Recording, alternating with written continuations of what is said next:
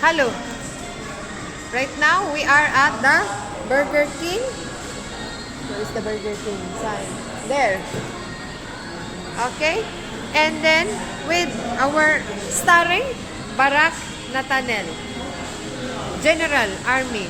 And right now, we are downloading the U version of the Bible. The U version is unconventional and unorthodox. Childlike faith, very happy. Special children of the Lord. See, Aguila is flying. This Aguila.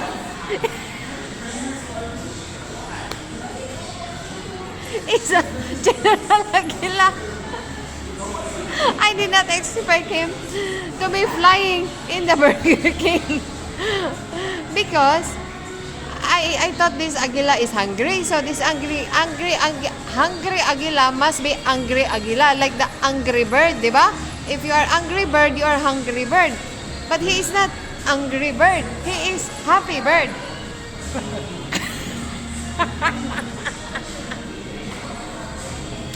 Okay?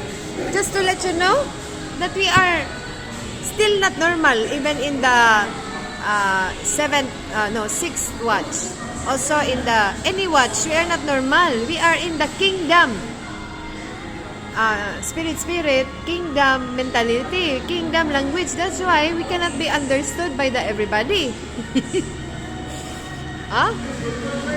But he is the Barak. See how wonderful this general is with a Russian cap. He will kill anyone, any beast, any monster, just like the Russian king, Vladimir Putin.